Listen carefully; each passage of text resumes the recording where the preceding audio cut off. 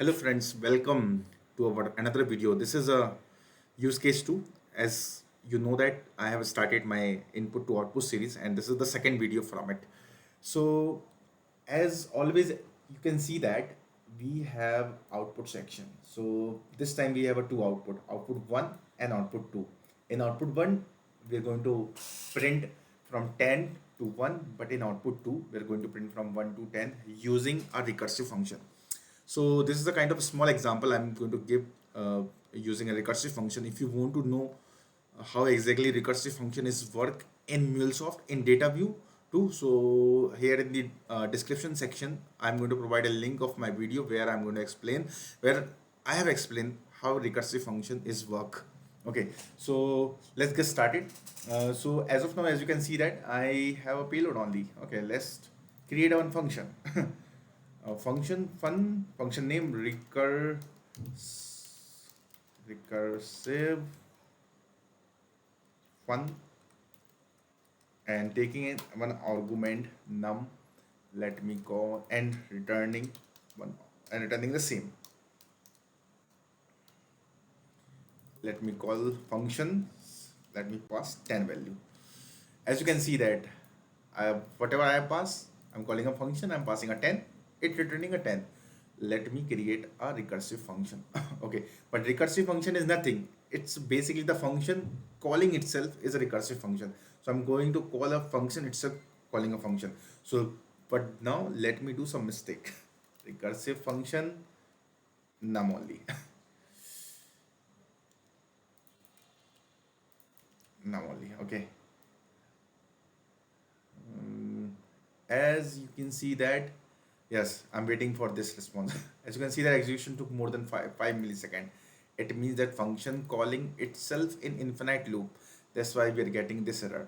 So in recursive function, the most important thing is that the exit condition.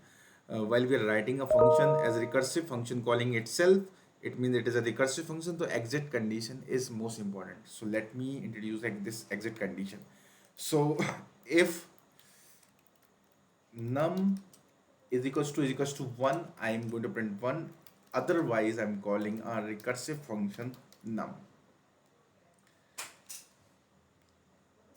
Let's wait for, yes.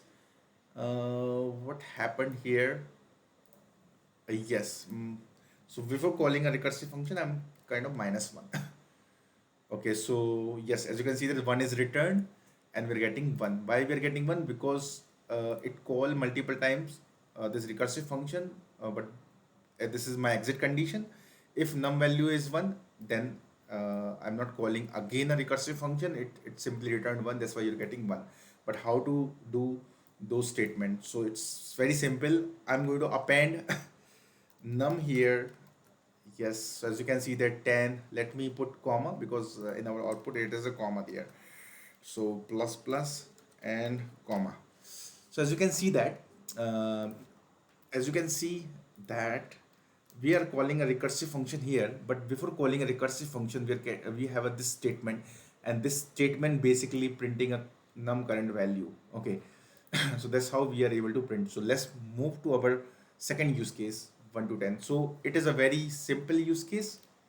In that use case, we have to just append the same thing at here. Okay, so as you can see that it is 1. Let me put comma because for expected output, so it will understanding purpose.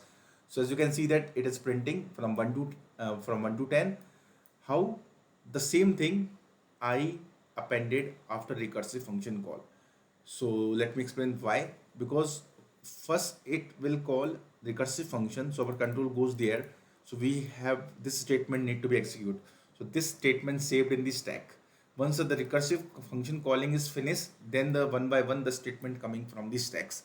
So if you want to know more about it, just go through my recursive function video. You will able to understand that. So that's how we have done the recursive function calling. Okay, so we will meet in our next video. Bye.